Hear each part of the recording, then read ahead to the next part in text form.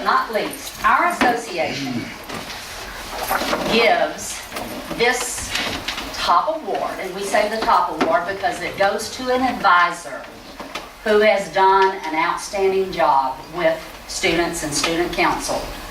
And I'm going to read the plaque, which says why this was presented to this young lady, and I'd like for her to come forward, Lauren Ward.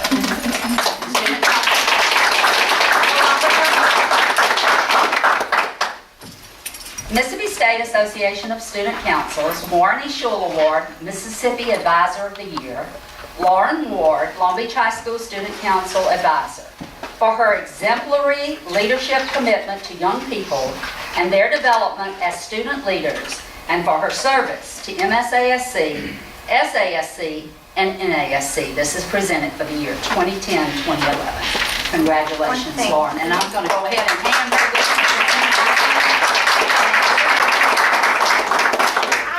Sure, of course. Well, first of all, I'd like to say that I feel just like Katie. I'd like to thank my parents, because my parents started me off in student council, and I had teachers that believed in me very early, in the 6th grade, in fact, putting me in leadership positions and having it to where that was a priority in my life. And that carried all the way to Southern Miss. And I want always for that to instill in students that this is something that's not just here. It's something that can extend the rest of your life. I've also, this is funny to mention now, but I taught another school before I got here. And anybody who will ask, I like to tell them or remind them that not a lot of places are like Long Beach. And we might hear a lot of complaints, and we might have parents that might think things, and we might have people, but the community that we have here, we are so lucky to be in an area where we care for one another. And there's stories after stories of students who feel the support of our community, teachers who believe in our students, administrators who believe in their teachers, and a school board who supports us along the way. Our resources aren't as plentiful as other places, but we do the best that we can, and we feel that all the way through. It is an honor, it is a privilege to be at our high school, to work with kids who really believe in doing good things and do everything they can in their ability to make their lives and their lives around them better. And just they advise me on a daily basis, wanting to make things, and they make me see things in a better way. And so thank my kids for being amazing. Y'all are wonderful, and this is it's very humbling. So thank you.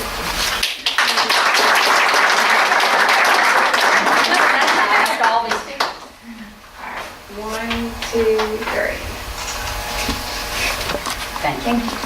Oh, thank you. Mrs. Ward is the sponsor of Mrs. Vivian Ward. Right. They sponsor the student council. And I have to tell you that when you go around the state to student council, there are a lot of people who, they will take their student council to state convention. It's close because it's fun. But they don't spend the time every week of meeting weekly and doing all the projects that our groups do, all the service projects, all the school projects, going to state, regional, and national conventions. Before each convention, there's workshops to do the planning, where they give up a Saturday and drive, involve themselves in the planning. They take time out in the summer when they're not being paid to take a group of students off and be responsible for them. And it just means a lot for our students that you step up and do that. So thank y'all very much for what you do. Thank you again.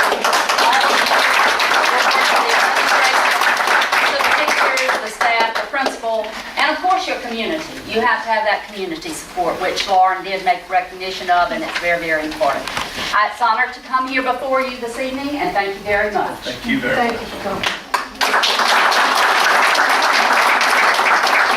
I just want to say, Ms. Campbell, who represents our parents who are so involved, the student council who represents the best of our student body, and their sponsors, I want to thank you for everything you do for us. It makes our job so much easier to do and so much more rewarding. So thank you. It's just a joy to work with you. So thank you very much.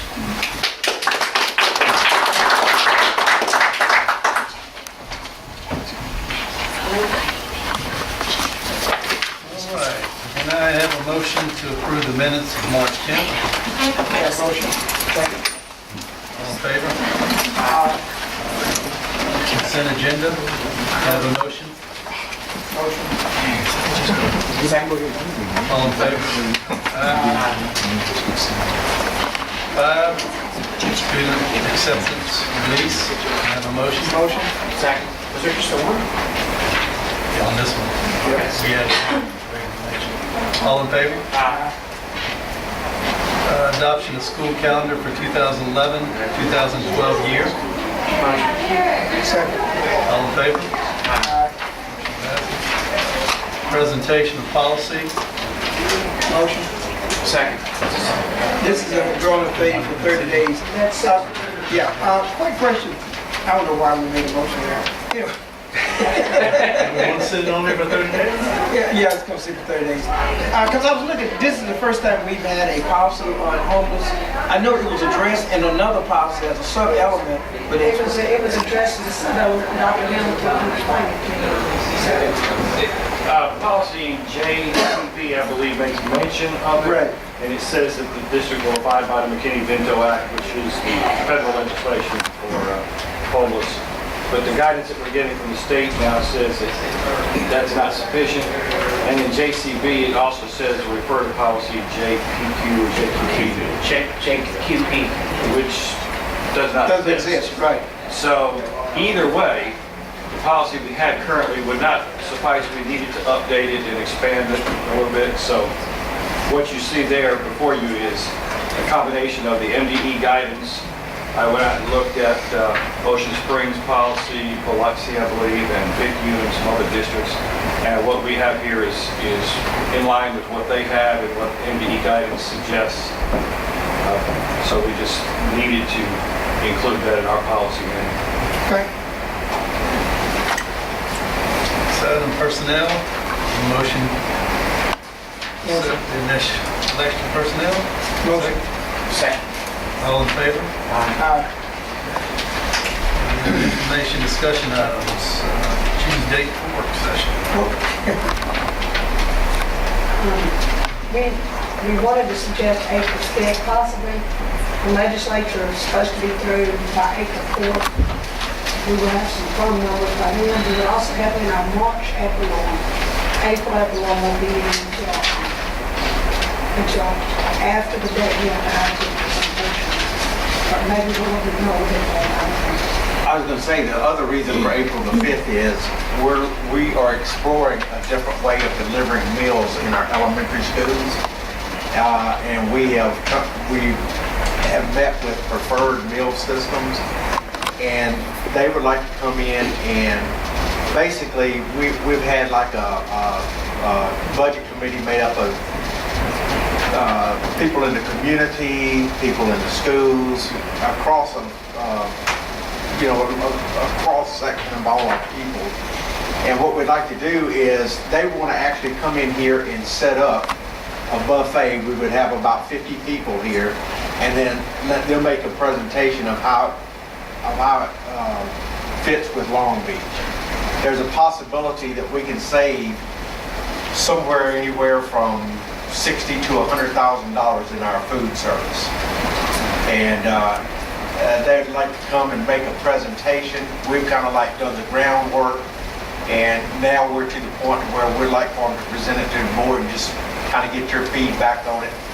And then on top of that, they're going to feed us that night the exact foods that So they'd be kind of outsourcing our cafeteria. it's prepackaged meals is what it is. You still have to have your director of food and nutrition, you still have to have cafeteria manager at each place, but it cuts down the number of people who prepare meals. And it's only recommended, the company will say, money doesn't work at middle school and high school age. Just elementary. And it's like one person, the ratio is normally about one person per 300 kids. So we're looking at being able to reduce our labor force as far as, and save on personnel costs, with this. But at the same time, they want you to sample their food and show you what it's all about anyway. Well, and I think in these times that's any way that we can find cost savings. At least need to investigate and see if it's. This company has come in, they presented to the consortium superintendents, and then we asked them to. Cafeteria business managers went Cafeteria to the business- BOE and went through this process that we're talking about. We asked them now, would you come back to the individual school board They were more than, we have provided them some data already. So it's kind of like we've asked them to tailor it to Long Beach now. Because I said it's not, if we're gonna save $3,000, I don't know that we would change anything the way we do it. If the numbers come in and they say we can save $65,000, then that's gonna be on the table and y'all can say, yeah, let's explore it or not. We brought this up with that whole parents, PTO people and all that. There was a lot of positive feedback from that committee about doing it. Once again, it's geared toward elementary, so it'd be geared toward our 3 elementary schools and not toward the, they say it just doesn't work that well in middle school and high school.